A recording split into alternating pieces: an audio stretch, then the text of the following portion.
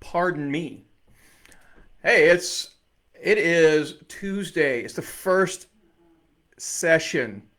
Hold on, let me see. Is this thing working? Tap tap. All right, guys. Welcome to Spencer Uncensored. This is episode 52, and I'm hoping the technology is working out well. This is actually my first time using this little setup. If you didn't see the picture that I put up, we got a new setup in here, and we're doing better with some lighting. I've got a new board that I'm really excited about. I got the mic, got some other toys in here. I've got a new stand-up desk, so now I can actually stand like I like doing. I mean, this is actually super fun for me to be doing. So I'm trusting you guys can hear me well. If not, let me know in the comments. Actually, as you guys start piling in, just let me know that you're here. You can comment. I see Dan's in the house. Dan, I thought about you today.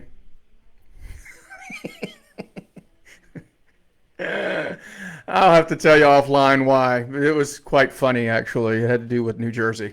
But anyway, grateful that we're here tonight. This is actually the first episode of 2024. We got, hey, Iris is here. Good to see you. Florida's in the house.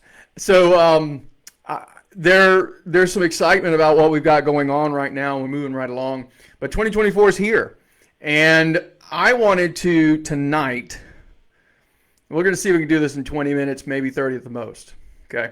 Most of these episodes have been about 20 minutes, which is good because it allows me to splice it up nicely for all of our socials. We are, and that, by the way, those of you that are kind of dropping in here and there, feel free to, if you've got questions, thoughts, anything I can help you with in real estate business, this is a great place to do it. I am going to share tonight what we call the 8 C's. But before I could do that, let me lay out some foundational discussion here. Number one, if you're struggling with scaling your business, you should be here.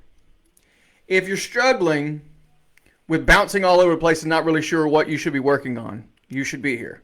If you're struggling with not knowing exactly where I need to focus on in the business because we just know something's off, you should be here. There's a lot of reasons why tonight is going to matter to you. The reason I'm bringing it up to you is because we're in the middle of producing this real estate reset course that we're about to launch for next week. And some of you guys are actually going to get to it, like I see Dan. Iris, you'll have access to it too. Anybody else that's that's on the team with me, you'll actually have access.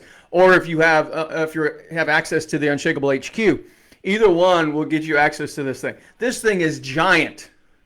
And so when I first started mind mapping the whole thing, it looks ridiculous because it would cause anyone to have a little bit of anxiety around it. Like, holy cow, this is a lot of information. Yeah, listen, folks, I've been doing this for almost a quarter of a century, and so there's a lot of information in here. And so what I'm doing is purposefully simplifying the business so that you guys can actually reset yourselves and move yourself forward. That's what we're excited about. So I've seen too many agents who they have the desire, they got the drive, they've got everything necessary to make it happen. They even have resources, and they just burn themselves out because they can't figure out all the noise. Tell me there's not too much noise. I was asked about a month or two ago, it's actually a common question. People ask me, well, why do you name it Unshakable? I'll tell you why we call it Unshakable. One of the reasons is because we are constantly berated with the amount of information flying at us. We live in a stimulus-rich environment. Like, there's so much information, we struggle to actually create any kind of focus. Because I should probably do that. Check this out. This works for them. And the marketing machine is heavy. Guys, if you didn't know, think about this for a second. Marketing is designed to show you where you're ineffective or inefficient. Good marketing is. It's designed to tell you what's wrong, how you're insufficient. You can't do this, and what you need is my solution. You need this program, this service, this product, whatever it is, right? That's what marketing does. And so what happens is, as a real estate agent or whatever business you're in, you're hearing all these strategies and cool new things and all these ideas, and you're like, man, this is a great idea. I should do that. And so we go from one thing to another thing to another thing to another thing, and we never can figure out what we need to do next. And listen, it's not a mystery. That's exactly what I'm doing right now too. I'm pointing it out to you. There's all this stuff. That's a problem. I have a solution. We have the real estate reset. In the real estate reset, I cover the 8 C's. Let me tell you where I come up, where this turned up. Okay, I didn't rip this out of a page somewhere. I'm like, oh, let me hijack this and let me funnel hack this and see if I can do better. No, let me tell you how this got this started. We were running a real estate team, large team, 6 buyers agents, and actually no, let me back up. It was not at that point. We got to 6 agents, and we were doing that much that level of business because we implemented these 8 C's. We were on and off with 1 or 2 buyers agents and growing, right? So we had admins, we had some things in place, but we didn't get to that pinnacle of the business at that time until we started using these 8 C's. So here's how that came about. I was at a conference pretty sure it was in Toronto, at a conference, and one of the speakers gets up and says, real estate is a process, not an event. If you want to write something down tonight, real estate is a process. It's not an event. This is actually true for any business. Okay? I don't care what it is you're selling or whatever program, whatever you got going on. If it's a business, it's a process, not an event. People don't just wake up one morning and go, you know what, I'm going to close on the house over there on 123 Street. I'm going to use this agent. I'm going to have this loan. I'm going to have this kind of inspection. It doesn't just happen like that. There is a process that gets created that goes on.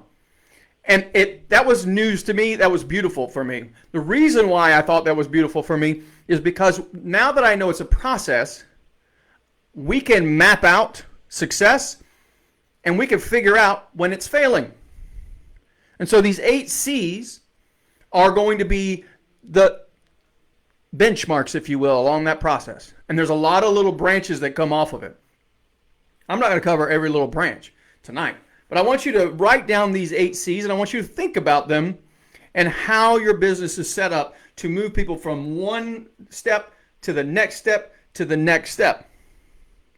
And the greatest amount of heartburn that most people are getting, most business owners are getting, is because they jump from one step to the other, or they treat someone like they're further down the path when they're not. And so we have to do this step by step. Y'all with me? Y'all with me tonight? Can I get an amen? I only say that because on my Wednesday night live that I do with UHG and my Unshakable HQ, we they know that as they think it's funny because I'm the cussing preacher, and we have I'll have a drink in my hand and we'll talk smack, but the Zoom side of it is my choir loft, so that's why we talk about it that way. Anyway, all right, moving along here. We want to move people through the process. Okay, so number 1, circulation. Now, I'm not going to write it on a board here, but circulation's number 1. Okay, number 1 is circulation. What happens to your body if your heart stops circulating blood? You would pass out first, then you would die, and if somebody didn't resuscitate you or get your blood pumping again, you would be officially dead. Okay?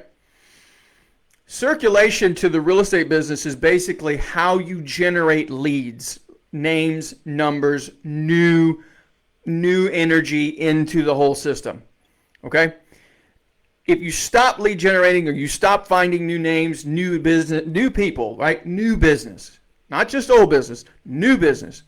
If you stop looking for new business, your business is going to pass out. And I don't know the time for you, but Most people, that's what we're doing. We're constantly stopping the circulation. The business passes out, and we got to resuscitate it, get it going again. Right?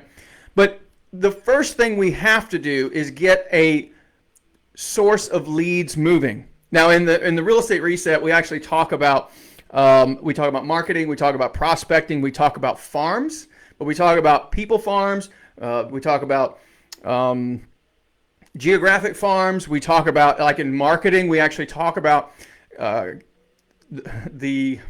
going off memory right now. We talk about the crowd, the content, and the consistency, right? How to do marketing. And then we also talk about prospecting, different ways to prospect, meaning go out and hunt. All of this is invaluable to your business, because if you cannot lead generate, you're dead in the water. Some people actually join teams because they want to have the lead generation taken care of for them. Now, I'm going to caution those people. If that's why you're joining a team, or if that's the only reason you're joining a team, I'm going to tell you that's like taking your heart and putting it on a what's one of those machines, the heart machines that actually keeps your. It's not going to be healthy for you if you just keep doing it that way. So you have to be able to do lead generation. And any solid team, by the way, I could say this, by the way, I'm part of a large expansion team. I coach a lot of agents across the country. If you're going to join the team just for the sake for the leads, you are sadly mistaken. It's not going to work really well for you, because the powerful teams don't sit around and give you leads when you don't convert them. Okay, so it's not you've got to be able to go lead generate yourself. So that's number one. Okay, let's move it along. Number one is, okay, fine, Spencer. I've got names, numbers. I got leads. I got a database. Matter of fact, I'm a part of a team, and I got a couple hundred people in my database. And what am I supposed to do now? Your mission in life with those people is not to sell their house or sell them a house. Your mission in life is to get them on the phone. So number two, if you're writing this down, is contact. We got to make contact. At this stage, by the way, when I'm talking about when we're doing the real estate reset course, we talk about the woodpecker strategy.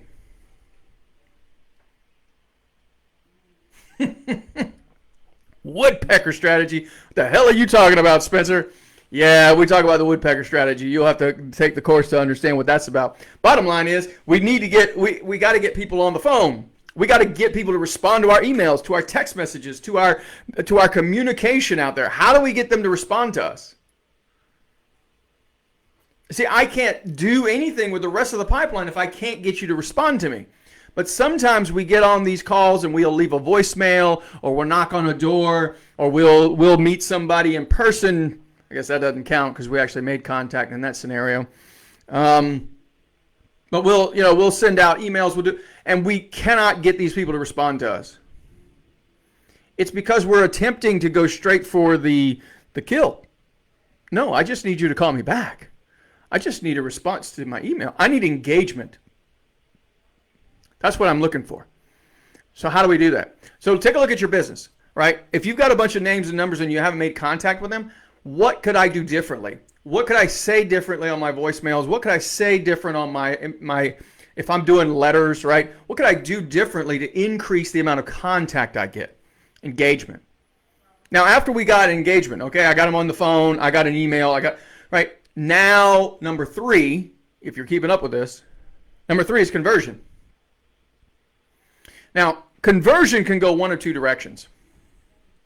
I'm either the highest and best use of that conversation is to set an appointment, period. The second best use of that time is going to be cultivating them through a pipeline. Either way, I'm converting, okay? One's just going to be a little bit shorter, the other one's going to be a longer frame. But either way, the goal with this individual is conversion. It is not to sell them a house. It is not to sell their house. It is to convert them to an appointment. Friends, you're going to have way more leverage in person than you are trying to do this over the phone, by emails, trying to give them all kinds of client level services. Guys, we don't do that until we got commitment. And we can't get commitment until we've had an appointment.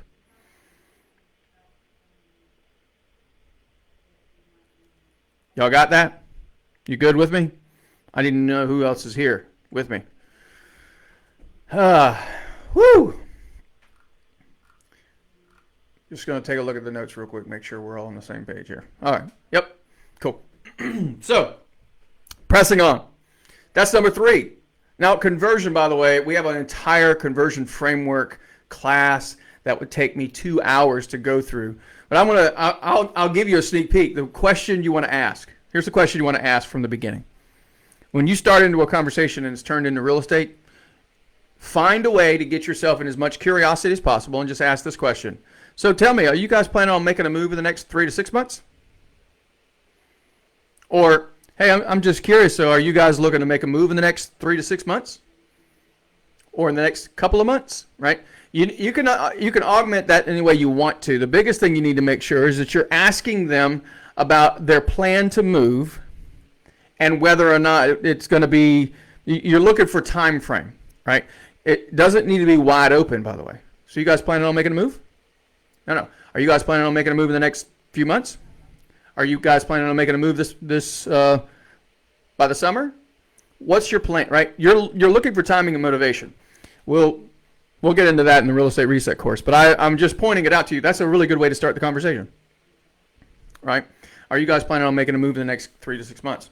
And when you do that, it will make a big difference on moving you forward. I promise. Let me close this out real quick. I can't have the distractions when I'm focused on you guys. You guys ever get text messages while you're in the middle of something important? Yeah. So I got to turn the phone downwards. I got to turn my iMessage off of my computer. All that stuff happens, right? It happens to me too. Okay. So conversion. Now, if you can't set an appointment because there's some sort of condition that's requiring them to wait, then we have to put them in, we have to cultivate them instead, right? So either convert to an appointment now or we convert to an appointment later by putting them in a cultivation setup, which is a pipeline.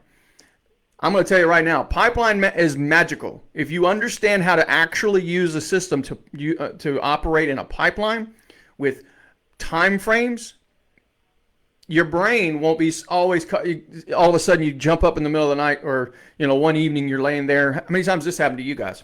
Has this ever happened to you? It's happened to me, where you wake up and you go, oh my gosh, did I ever call that guy back? Right? Or 2 months later, you see this person show up on your social media feed that had asked you for something and you worked on it, but you never actually got a resolution, and you're like now embarrassed. This is where pipeline management matters. Because if you understand how to use it, you're going to decrease the amount of pressure you have on yourself, and you can, like the old commercials would say, set it and forget it. You won't be taxing down your bandwidth because you've got this massive pipeline involved. And the other benefit too with pipelines, and I've said this who knows how many times, you're going to close 1 to 2 deals a month. You can do that from straight out hustling. I don't care what kind of hustle you're doing, whether that's I'm an open house queen, or I'm an expired king, I'm a for sale by owner for me, whatever. I don't care what level of lead generation you do. You can close 1 to 2 deals a month doing the straight out hustle. But the agents that are doing 4, 5, 8, 10 deals a month consistently, they're the ones that know how to do a pipeline and they got a system in place. So the conversion conversation is important because you have to understand how to nurture for long range conversations to get them to turn into appointments later. All right. So let's get back through this, right? We've been circulating, getting names and numbers. We've made contact. We've now set, we got an appointment. We've converted. Well, now it's all about commitment. What am I doing at the presentation, before the presentation, or so before, during, and after even, to secure the commitment? And the only way to really know all of this, by the way, to pinpoint what part of the business I need to work on the most, is tracking your numbers. Because if somebody's setting appointments and they have less than 50%, 50% is a bottom number. Like when I say bottom number, I mean, if you go on 10 appointments and you only get 5 agreements, you're doing like a minimal conversation. If you get less than 50%, you have a skill problem. And the skill is either going to be in the presentation or in the qualifying before you go. Okay? So that issue, okay, that issue of your conversion to appointment is one thing. But let's say you go on plenty of appointments and we're not getting any commitments. Now we have somewhere to work on. Okay? How do we get better at that? Well, I think it has a lot to do. In the course, we're going to be talking about pre-framing, what you're doing before you go, before you have a buyer meet with you, before you go out and meet with a seller. Like, what are we doing, right? And then setting the stage, because pre-framing is a huge part of it. But when you get there, do you have a flawless presentation that allows you to go through where you don't look like some sort of model? here's my presentation. Look how pretty it is and all the stuff in it, right? We get these big binders or whatever, even iPads, tablets. We can get a damn projector and put it on the wall, and we're like, look how pretty and everything is. That's not going to help you get commitment. What's going to help you get commitment? I've said this before. You're not going to convert until you first connect. And so unless your presentation comes across conversational consultative instead of a presentation, you're not going to have as much effectiveness. But that's the next thing, right? My mission at this stage of the game is not to sell their house and not to help them buy a house. It is to get commitment for our relationship. This is how we work. This is why you want to work with me. This is the programs I have. This is what I have to offer. Sign here. Right? Check your email. It's in your email. Sign. Like this is where we go wrong. We lose sight of what we're doing in the moment. The presentation is not about all the things that come after it. It's about what do I need to do to help you understand, right? Not convincing them to do what I want you to do, but helping them believe or take steps of faith on their values, why they want to do things. I'm just here to facilitate it for you. And we can get really, really deep with this. It's hard for me to do this in 20 minutes, right? I just want you to understand this is the process. Now I got a signed agreement. What's my next step? Client services. I couldn't come up with a one-word thing that was the letter C, so I came up with client services. But, clients are clients. In real estate, by the way, what a pet peeve. Somebody's like, my client. You talk to them twice and you have no signature. They're not your client, right? They're not your client until you have that relationship, until you got the commitment. But anyway, moving along. We move forward and we have this client. We have a signed piece of paper, right? Or digital copy, whatever. We have a signed agreement. And for sellers, I'm going to tell you it's the same thing, by the way, buyers and sellers. It's the same thing we're after. I'm giving some dead space on purpose because I want you to think about it. What would both the seller and a buyer client, what's their next step? Or what are you looking to create or do? I'm going to tell you that it is traffic, i.e. showings. So with sellers, I think it's a little more obvious. We're like, oh, yeah, of course. I want as many people to come through the house to see the house so that I increase the probability of the next step, which is contract, right? The same is true for buyers. If you cannot get buyers out and looking inside of houses and walking around and placing furniture in their mind, what are we doing? You're just sending them listings and take a look at this house, check this out, right? Depending on the automation that they're suddenly going to get energized enough to want to go look. No, that's your job. You got to call them and say, hey, did you see this? Hey, this might work for you. You want to get them out and looking at houses. That is client level services. Same for sellers. I want as many buyers to come through my listing. I want showings, lots of showings. That's the focus. And anything necessary to make that happen. With buyers, I may have to reevaluate the criteria so that I can get them out looking at houses. With sellers, I may need to reevaluate or reposition myself on the market, i.e. adjustments. Primarily, the biggest one that most people like to talk about is pricing adjustments, right? But positioning doesn't always have to be pricing. Most of the time it is. That's the next one, okay? Once we got traffic, I'm going to significantly increase my probability of getting a contract or writing a contract, right? So that's the obvious, writing contracts. What do we got to do to get them to write a contract? We're talking about all that in the real estate reset too. We're talking about how to get buyers to move forward on an offer, how to get sellers to, or how to encourage offers, that kind of thing for sellers. Now, once I got a contract, then I got to do everything from contract to close. It amazes me the number of agents that don't have a checklist for that. If you don't have a checklist, just start documenting it. Ask around. Ask the agents around in your brokerage. Hey, what do you have any kind of checklist that I can use as a skeleton, if you will, a blueprint? But start writing them down. There's a bunch of it's not overly complicated, but when you put this stuff and capture it in some sort of a checklist format, it releases that bandwidth that I told you about earlier, right? I threw it out there to everybody, that if you're getting overwhelmed or the satisfaction in the job is just terrible when you get really, really busy, it's things like this that make a difference. Because if you can rely on your system, you don't have to keep it in your head. You can just put it on paper and move along. Put it on a whiteboard, put it on a spreadsheet, put it somewhere, put it in your CRM.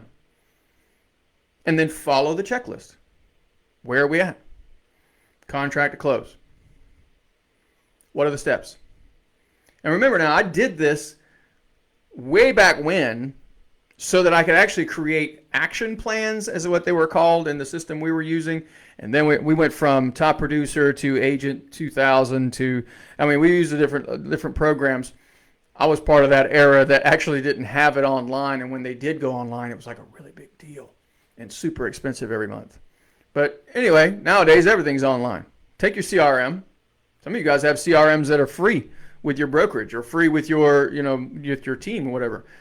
Do you have a checklist? Do you have a system for yourself? Contract to close. The last one, after we close, there's one more. And this one didn't come from me, but like a year later. I ended at close because I was like, yeah, this is over. But then I realized, no, it's not. Because where agents fall apart and feel like they're always in the rat race is they don't what I call cycle. That's the last one. Number 8 is cycling.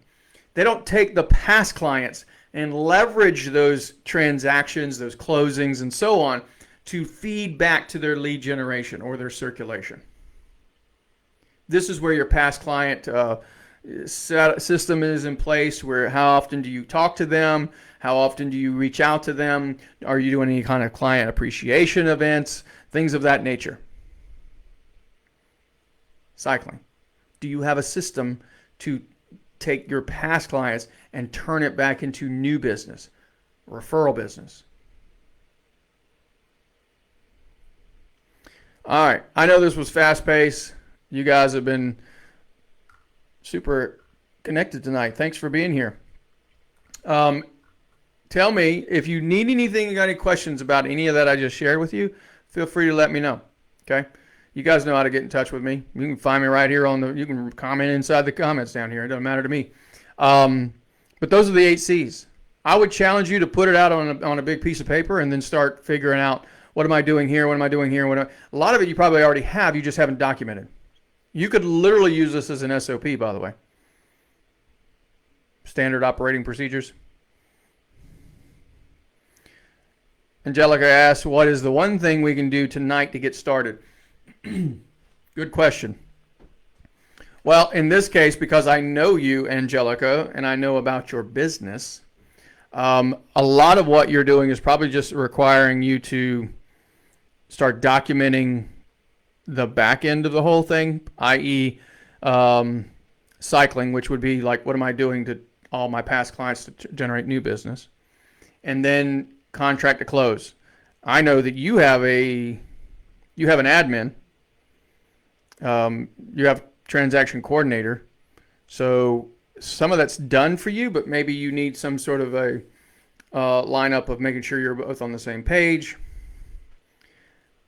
Basically work it backwards, right? So, and then showings. What am I doing to drive showings? What am I doing to get things going? That kind of thing. It's a documentation game. The other thing you could do behind documentation would be also, if you're not tracking all of your numbers, if you're not tracking all of your numbers, you need to start tracking all your numbers. But then if you are tracking your numbers, I would look to see how many conversations, or how many dials are turning into conversations, how many conversations are turning into appointments. And then you can measure yourself there, because you always want to improve those numbers. You could significantly, and I've done this so many times on boards, you can significantly increase your bottom line just by paying attention to those conversion rates, just those three. I mean, there's a lot more in there. There's a lot more in there. So, but I just know that if you can figure out how many conversations on average does it take for you to get an appointment, and then how many dials or knocks or texts or messages or, that kind of thing. And then anybody wants to come at me about what about social media? Yes, social media too. Take a look and see how much content I'm putting out on a regular basis. Why the hell do you think I'm doing this tonight? It's for content, so that you guys have something to chew on, get some value. At the same time, I'll splice this up and this bitch will go everywhere, constantly. So, and I'm commenting, I'm working, I'm helping constantly, every day. That's how you track this stuff. You have to track it, and then you see what's working, what's not working. You follow the feedback. That, my friends, by the way, is part of the Unshakable framework. It's the top tier. That's how you make progression. So, all right. Hopefully that was useful for you, Angelica. You know me so well. Yeah, well, that happens after talking to you for like 2 years. So anyway, if anybody needs anything from me, feel free to drop a line. I will look forward to talking to you guys. Tell your friends, by the way, and feel free to send them to this group, because we are looking to grow this group and continue. This is the front-facing group. I have my Wednesday night live for my UHG team, and also for the Unshakable HQ. That's a deeper dive, and it's a little bit more raw. That one should be called Spencer Uncensored. But anyway, y'all have a fantastic evening. Thanks for being here, and if you need something from me along the way, we'll talk soon.